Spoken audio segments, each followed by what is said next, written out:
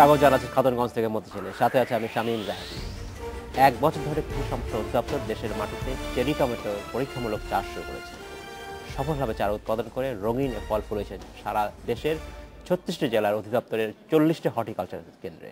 Cherry tomato বাড়ির ছাদ, বাগান, উঠান কিংবা টবে চাষ করা সম্ভব। আজ আমাদের আলোচনার বিষয় নতুন জাতের ফল চেরি টমেটো। এই নিয়ে আলোচনা করতে আমার সাথে স্টুডিওতে রয়েছেন উদ্যান উন্নয়ন প্রকল্পের পরিচালক এস.এম. কামরুজ্জামান এবং মল্লিকা সিড কোম্পানির স্বত্বাধিকারী এফ.আর. মালিক। তবে মূল আলোচনা যাবার আগে দেখে নেব একটি প্রতিবেদন।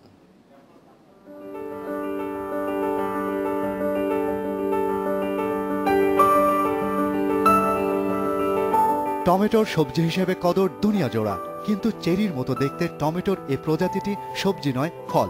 নাম চেরি টমেটো। আঙুর লতার মতো এই গাছ দক্ষিণ কোরিয়ায় জন্ম হলেও জনপ্রিয়তা তাকে আর সে দেশের সীমানায় আটকে রাখতে পারেনি। গত 1 বছর ধরে কৃষি সম্প্রসারণ অধিদপ্তর শ্যামল বাংলার মাটিতেই চেরি টমেটোর পরীক্ষামূলক চাষ শুরু করে। রাজধানীর আসাদ গেটের কাছে ফলবৃদ্ধি হর্টিকালচার কেন্দ্রের উদ্যানে 12 মাস পরে আসে সাফল্য। পুষ্টি সমৃদ্ধ খাবারের দিকে আমাদের কৃষিকে বাণিজ্যিক আয়নের দিকে আমরা নিয়ে যেতে চাচ্ছি। আমাদের এই 40টা সেন্টার থেকে আমরা চারা সারা দেশে চাষিদের মাঝে, বা যারা বাগানে শৌখিন চাষি বা যারা ছাদে বাগান করবেন তাদের কাছে আমরা এটা বিতরণ করব। সফলভাবে চারা উৎপাদন করে রঙিন এ ফল ফলিয়েছে সারা দেশের 36 জেলায় অধিদপ্তরের 40টি হর্টিকালচার কেন্দ্র। চেরি টমেটো বাড়ির ছাদ, বাগান, উঠান কিংবা টবেই চাষ করা সম্ভব।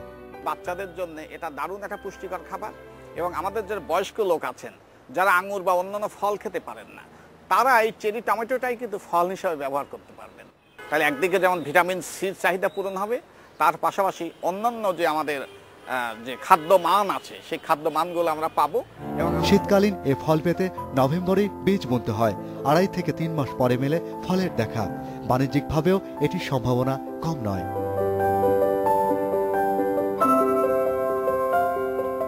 Shahriar Anirban, independent news, Dhaka. দেখলাম প্রতিবেদনটি আমরা। জনাব কামরুজ্জামান এবং জনাব এফ.আর. মালিক, আপনাদেরকে স্বাগত জানাচ্ছি অনুষ্ঠানে। আপনারা কেমন আছেন? আমরা ভালো আছি। আমরা আমাদের প্রতিবেদন দেখলাম যে নতুন ফল চেরি টমেটো। জনাব কামরুজ্জামান, আপনার কাছে প্রশ্ন করতে চাই যে কি করে আপনার মনে হলো যে এই নতুন একটা ফল বাংলাদেশে তৈরি করা সম্ভব এবং কিভাবে আপনি শুরু করলেন? আসলে আমাদের কৃষি এখন অনেক উন্নত। হ্যাঁ, আগে আমাদের খাদ্য সমস্যা ছিল, কিন্তু এই সরকারের থেকে আমরা কিন্তু খাদ্যে স্বয়ংসম্পূর্ণ। এখন আমরা মানসম্পন্ন খাদ্যের দিকে যেতে চাই। দেশের আমাদের যেহেতু খাদ্যের চাহিদা মিটে গেছে, সাধারণ চাহিদা, সেই জন্য আমরা যে সমস্ত ফল বা যে সমস্ত সবজি খেতে খুবই মানসম্পন্ন, অর্থাৎ যেখানে ভিটামিন, মিনারেলস সহ অন্যান্য খাদ্যগুণ আছে, সেই ধরনের খাবারে যেতে চাই। এমনকি আমাদের একটু দামি খাবারের দিকেও কিন্তু এখন আমরা ঝুঁকে পড়েছি। আচ্ছা আচ্ছা, এইভাবে আপনাদের এই চিন্তা থেকে আপনি সম্পৃক্ত হলেন। ধন্যবাদ। আমি আপনাকে ফিরে আসবো। জনাব মালিক, আপনি কিভাবে চেরি টমেটোর সাথে সম্পৃক্ত হলেন? কি করে এটা সরকারি প্রতিষ্ঠানের সাথে বা আপনি সম্পৃক্ত হলেন কিভাবে? সত্যি কথা বলতে কি, আমরা বিভিন্ন ব্যবসায়িক কাজে দেশে বিদেশে আমাদের যাওয়া আসা করতে হয়। তো আমরা যখন দেখি যে বিদেশে গেলে সব জায়গায় আপ্যায়নের সাথে এটা পাওয়া যায় বা দেখি, আমাদের দেশে এটা পাই না। এখান থেকে আমার মনে হলো যে এটা আমাদের দেশে চালু করা সম্ভব কিনা। তো একটা জিনিস কি, বিদেশের মাটিতে যেটা বীজ আছে সেটা আমাদের আবহাওয়ায় হবে কি হবে না এটা আমি শিওর নাই। যার ফলে আজ থেকে 3 বছর আগে আমি বিদেশ থেকে কিছু বীজ, বিভিন্ন জাতের বীজ কালেকশন করি। করার পরে আমার নিজের যে খামার আছে, খামারে ট্রায়াল দেওয়ার পরে এই জাত দুটা আমাদের আবহাওয়াতে যথেষ্ট সন্তোষজনক ফল দেয়। এবং আমি বিভিন্ন জনকে, কৃষক পর্যায়ে অনেককে নিয়ে এনে দেখাই, তারা খুব উৎসাহজনক আমার সাথে জানান। পরবর্তীতে আমি মনে করি যে এটা বাণিজ্যিকরণের দিকে অগ্রসর করা যেতে পারে। ধন্যবাদ। জনাব কামরুজ্জামান, এই যে নতুন একটি বীজ আনা হলো বাংলাদেশে বিদেশ থেকে, এটার জন্য বাংলাদেশ সরকারের কোনো বিশেষ অনুমতি লাগে না? যে এই বীজটা ছাড় পেলেন কিভাবে বা কি, সেটা কিভাবে হয়? আসলে এখন কৃষি বীজ কিন্তু ওপেন। আপনি যে কোনো বীজ কিন্তু একটা দেশের পরিবেশের যেটা সেটা আমার দেশের মাটিতে পরিবেশে কোনো বিরূপ প্রতিক্রিয়া করবে কিনা কি এত সহজে আসবে, নাকি এক ধরনের সার্টিফিকেশন লাগে গভর্নমেন্ট, সেটা কি হয়েছে? এটা ঠিক আমাদের যিনি ব্যবসায়ী আছেন, ব্যবসায়ী প্রতিনিধি আছেন, উনি বলতে পারবেন। তবে হ্যাঁ, সরকারের কিছু কিছু ক্ষেত্রে কিন্তু কিছু বীজের আপনার পারমিশন লাগে, বেশ করে দানাদার ফসল আনতে মনে হয় পারমিশন লাগে। তবে কৃষি মন্ত্রণালয় এখন কিন্তু, আমি যে একটা কথা বললাম যে কৃষিকে বাণিজ্যিকায়ন করা, অবশ্যই সেটা তো এটার দিকে ঝুঁকেছেন। আর হলো কৃষি মন্ত্রণালয়ের আওতায় যেহেতু এই উদ্যান উন্নয়ন প্রকল্প, অর্থাৎ আমাদের কৃষি সম্প্রসারণ বিভাগের একটা প্রকল্প, এই প্রকল্পের কিন্তু কাজ দেশের মধ্যে যে সমস্ত অপ্রচলিত জাতগুলো আছে তাকে প্রচলিত করা, এমনকি বিদেশ থেকেও ভালো ভালো জাত এনে, অর্থাৎ ভালো ভালো ফসল এনে এদেশে প্রচলিত। মালিক, আপনি যখন এটা প্রথম নিয়ে আসলেন বাংলাদেশে, তখন কি সরকারি কোনো অধিদপ্তরের বা সরকারি কোনো অফিসের অনুমতি পেয়েছিলেন বা সার্টিফিকেশন ছিল? এটা আমাদের বর্তমান যে সিড আইন বা সিড পলিসি আছে, এই পলিসিতে 5টা আইটেমকে নিয়ন্ত্রিত ফসল রাখা হয়েছে। সেটা ধান, গম, পাট, আলু এবং ইক্ষু।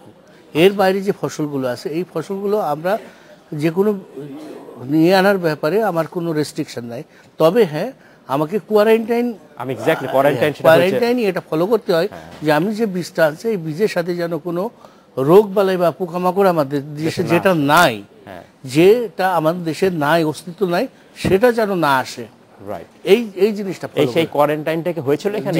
অবশ্যই, এটা কোয়ারেন্টাইন ছাড়া কোনো বীজ বাংলাদেশে আনা সম্ভব হয় না। আচ্ছা, এই সার্টিফিকেশন সরকার থেকে নিষেধ। যে কোয়ারেন্টাইন ডিপার্টমেন্ট সম্প্রসারণ বিভাগেরই একটা আলাদা উইং আছে, মানে ডিপার্টমেন্ট দ্যাট ইজ হচ্ছে কোয়ারেন্টাইন উইং এটা কন্ট্রোল করে, সেটা করা হয়েছে। জনাব কামরুজ্জামান, আপনি যে সরকারি প্রকল্পের মাধ্যমে এই যে কাজ করছেন, বাংলাদেশের 40টি হর্টিকালচার সেন্টারে এটা করা হয়েছে। সো প্রাথমিক যে ট্রায়াল, সেখানে কি মনে হয়েছে যে বাংলাদেশের জলবায়ুতে এটা তো সম্ভব? আমি এক সময় আপনার চাঁপাইনবাবগঞ্জের হর্টিকালচার সেন্টারে চাকরি করতাম, আজ থেকে 5-7 বছর আগে। সেখানেও কিন্তু আমি একবার ট্রায়াল দিয়েছিলাম। আসলে এখন যিনি বীজ ব্যবসায়ী আছেন, আসলে উনি তো আসলে এই কাজগুলো ওনাদেরই করার কথা। আমি সেই সময় যে বীজ এনেছিলাম, তারপরে কিন্তু আর 4-5 বছর এই বীজ পাইনি। গত বছর মালিক সাহেব আমার দীর্ঘদিনের পরিচিত, গত বছর উনি যখন 2-3টা জাত নিয়ে এসে প্রথমে ট্রায়াল দিলেন, তারপরে আমি গত বছর আমার একটা সহকর্মী দক্ষিণ কোরিয়া গিয়েছিলেন, সেও আমাকে কিছু সিড এনে দিচ্ছিল। ওইটা যখন করে দেখলাম যে দেশে খুব ভালো ফলন হচ্ছে, তখন এই বছর আমি আমাদের মল্লিকা সিড কোম্পানির প্রোভাইডার মালিক সাহেবকে বললাম যে আপনি এবার কিছু সিড আনেন, আর আমার কাছে কিছু কিছু সিড আছে, আমি সেইগুলো দিয়ে একটা ট্রায়াল করি। তো এইটাতে আমি প্রায় 10টা জাত ব্যবহার করেছি এই ট্রায়ালটাতে। এর মধ্যে মনে হয়েছে যে 4-5টা জাত, বিশেষ করে চাইনিজ যে জাতগুলো আছে, ভিয়েতনামের জাত আছে, যদিও কোরিয়ান এবং জাপানি সিডটা অনেক দাম বেশি, কিন্তু আমার কাছে মনে হয়েছে যে আমাদের চায়না এবং কি বলে আমাদের থাইল্যান্ডের যে জাত, এই জাতগুলো কিন্তু খুব সহজেই এদেশে চাষ হবে, সহজেই সম্ভব হবে। জনাব মালিক, এই যে আপনি নিয়ে আসলেন, এই ফলটার আদি নিবাস কোথায়? আমি যেটা আনছি এটা চাইনিজ থেকে। এমনি কি ধারণা আছে যে এটা পৃথিবীর কোন দেশে আসলে আদি নিবাস কোথায় কিভাবে হয়েছিল? না, সেটা আমার জানা। সেটা জনাব, এটা আপনার বিশেষ করে জাপান এবং কোরিয়াতে এটা প্রথম তারা চাষ করে, আমি যতটুকু জানি। আমি আপনার 92-তে এক সময় জাপানে ছিলাম, তখনও দেখেছি তারা চেরি টমেটোতে কাজ করছে। তো সেইটা দেখে তখন থেকে আমার স্বপ্ন যে আমাদের দেশে কি করে এইটা ফলানো যাবে। এই চেরি টমেটোর পুষ্টিমান, খাদ্যগুণ কেমন? দেখেন, টমেটো খাই কিন্তু আমরা ভিটামিন সি এবং লাইকোপেনের জন্য।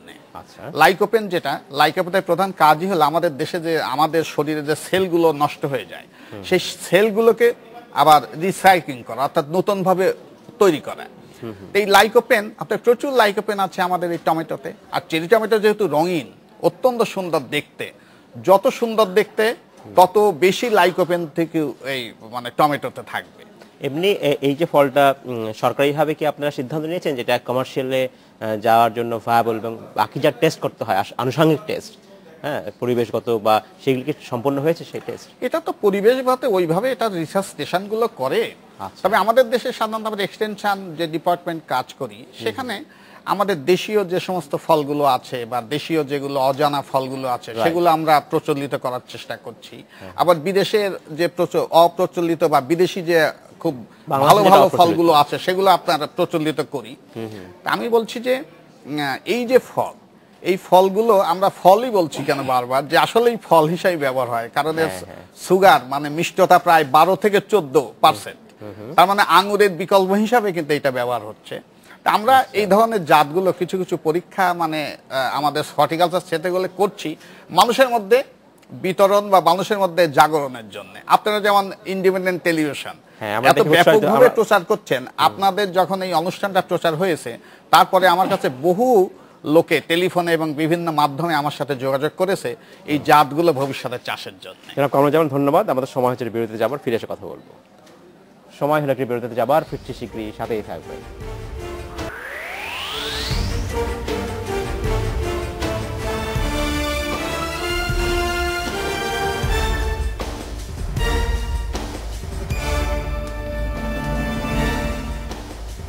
স্বাগত আরেকবার খাতুনগঞ্জ থেকে মধ্যে। আজ আমরা কথা বলছি নতুন জাতের ফল চেরি টমেটো নিয়ে। এই নিয়ে আলোচনা করতে আমার সাথে স্টুডিওতে রয়েছেন উদ্যান উন্নয়ন প্রকল্প পরিচালক এস.এম. কামরুজ্জামান এবং মল্লিকা সিড কোম্পানির স্বত্বাধিকারী এফ.আর. মল্লিক। জনাব মালিক এবং জনাব কামরুজ্জামান, আপনাদেরকে স্বাগত জানাচ্ছি এই অনুষ্ঠানে আর একবার।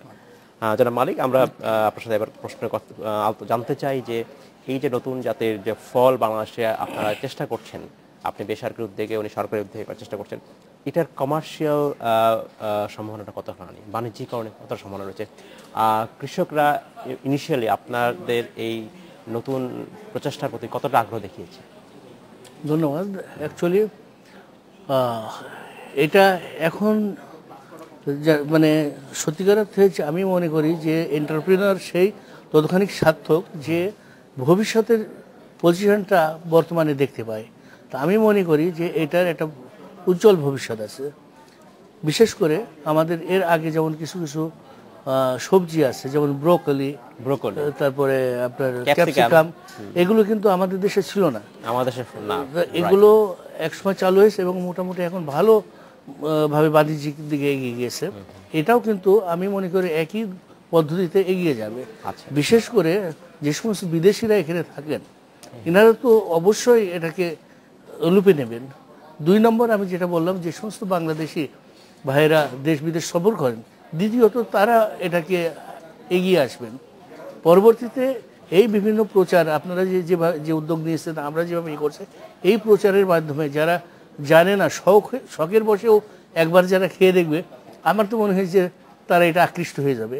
আর এটা শুধু ফুড ভ্যালু না, এটা কিন্তু একটা অর্নামেন্টাল ভ্যালু রয়েছে। আমি মনে করি যারা শৌখিন ব্যক্তিত্ব আছেন, তারা যদি বাড়ির আঙিনায় বেশি নয় 4-5টা গাছ লাগেন, এটা যে ওনার সৌন্দর্য বৃদ্ধি করবেন এবং ওই সাথে ডাইরেক্ট একটা ওই মুক্ত আমরা যে সমস্ত ফরমালিন বা আদার নিয়ে শঙ্কিত, এইগুলো মুক্ত ফ্রেশ টমেটো উনি নিজে হাতে তুলে নিয়ে খাবেন, এটার ভিতরে একটা আলাদা তৃপ্তি। আমার মনে হয় যে এটা অবশ্যই একটা ভবিষ্যতের বাণিজ্যিক দিক রয়েছে।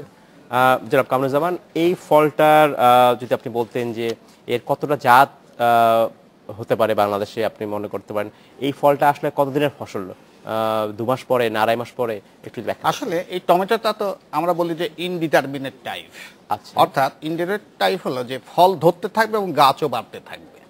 আচ্ছা, এখন অনেকটা কাঁচামরিচ যেমন হয়, বা কাঁচামরিচ তো গাছ তো আপনার তেমন বাড়ে না, কিন্তু এই গাছটা আপনি যে ছবিটা আমরা যে দেখছি, আপনার যে স্টুডিও থেকে যে ছবিটা করা হয়েছে যে আমাদের আসাদ গেট হর্টিকালচার সেন্টারের, সেখানে কিন্তু এই গাছগুলো প্রায় 6 ফিট 8 ফিট বা 10 ফিট লম্বা হয়ে গেছে।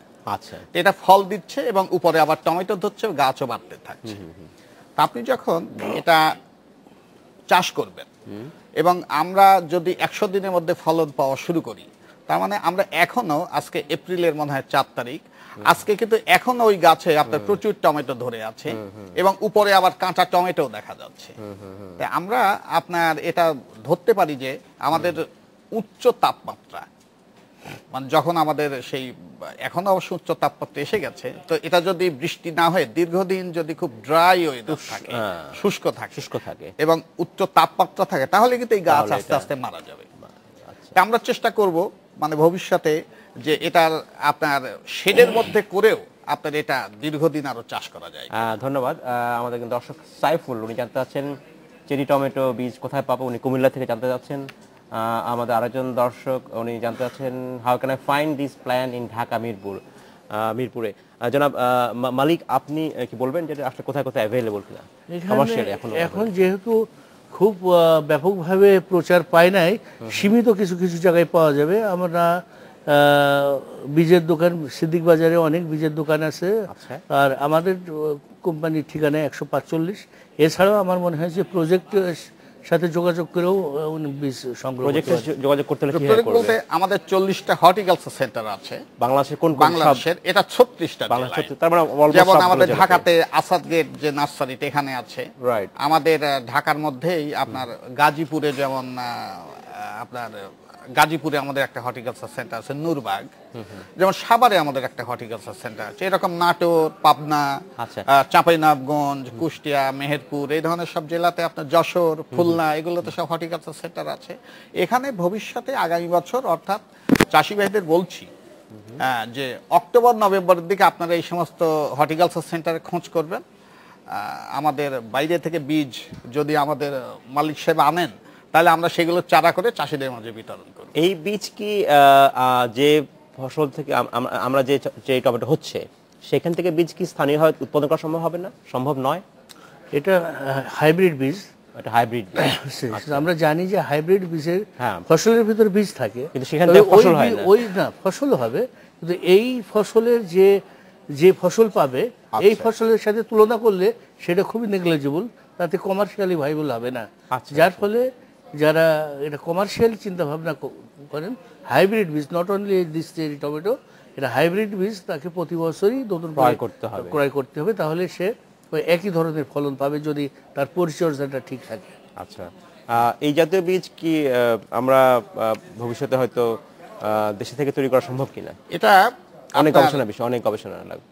হাইব্রিড এই চেরি টমেটোটা খুবই কস্টলি কিন্তু। আচ্ছা, তবে সম্প্রতি আমি ভিয়েতনাম ছিলাম গত মাসে, ওখান থেকে কিন্তু ওপি ভ্যারাইটির দুটো, এই হলুদ এবং আপনার লাল টমেটোর ওপেন পলিনেটেড, অর্থাৎ যেটা থেকে আমরা সিড তৈরি করতে পারবো, সেই ধরনের দুটো জাত, সেই ধরনের আর দুটো জাত আনা হয়েছে। আগামী বছর যদি দেখি যে এটা ভালো হচ্ছে, তাহলে হয়তো সিড থেকে আমরা মানে চারা আবার পরবর্তী বছরে আমরা উৎপন্ন করতে পারবো। এ ধরনের একটা ট্রায়াল আমরা সামনের বছর সামনে দিবেন। তো এখানে আমি একটু অ্যাড করতে চাই যে অ্যাকচুয়ালি যদি আমরা হাইব্রিড প্রোডাকশন করতে চাই, তাহলে প্রথমত আমাদের গবেষণা, যেটা বাংলাদেশ যেটা এগ্রিকালচার গবেষণা যে এটা আছে, বাড়ি কৃষি গবেষণা, এনাদেরকে আগায় আসতে হবে। কারণ এটা ওনাদের কিন্তু যে প্রসিডিউর অফ মেকিং হাইব্রিড, এটা কিন্তু সবাই জানে, কিন্তু ব্যাপারটা হচ্ছে পার্টিকুলার প্যারেন্ট, মা এবং বাবা হিসাবে কাকে ব্যবহার করব,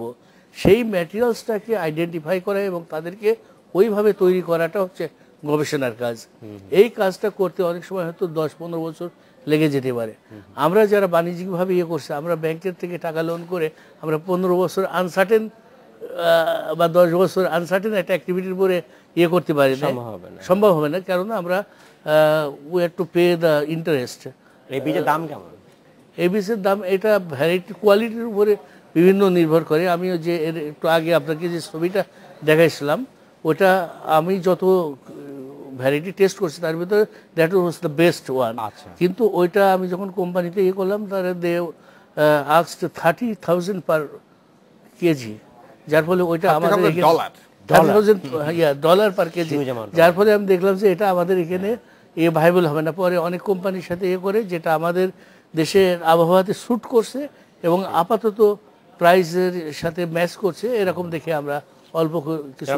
যেমন আমাদের দেশের কোন ধরনের মাটিতে বা আমাদের দেশের কোন অঞ্চলে এটা হবার সম্ভাবনা রয়েছে? এটা বাংলাদেশের সব অঞ্চলেই হবে। টমেটো যে মাটিতে হয় সে ধরনের মাটিতে হবে। এখানে যে কথাটা হচ্ছিল যে বাংলাদেশ কৃষি গবেষণা প্রতিষ্ঠান যে আছে, তো কৃষি গবেষণা প্রতিষ্ঠানে অন্যান্য টমেটোর পাশাপাশি আমি যতটুকু জানি চেরি টমেটো নিয়েও কিন্তু কাজ হচ্ছে।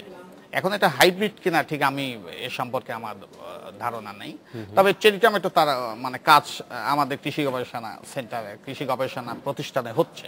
আচ্ছা, আর যে কথাটা হচ্ছিল যে উনি যে টমেটোর বীজ দিয়েছেন, সেটা মনে হয় $800 থেকে $1,000 মধ্যে এর বীজের কেজি।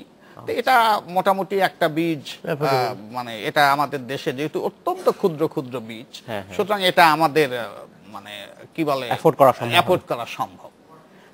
ধন্যবাদ জনাব কামরুজ্জামান, জনাব মালিক আপনাকেও ধন্যবাদ। আমাদের সময় স্বল্পতার জন্য আজকে এখানে শেষ করতে হচ্ছে, তবে আমরা আশা করব আপনাদের যে প্রয়াস করছেন আপনাদের এই প্রয়াস সফল হবে। আপনাকে অসংখ্য ধন্যবাদ। আপনাদেরকে ধন্যবাদ, বিশেষ করে ইন্ডিপেন্ডেন্ট টেলিভিশনকে ধন্যবাদ এই জন্য যে এই চেরি টমেটো হয়তো এই প্রচারের মাধ্যমে এই বাংলাদেশে এই ছিল আজকের মতো খাতুনগঞ্জ থেকে মধ্যে ছিল। আমাদের সাথেই থাকবেন, দেখা হবে আবারও।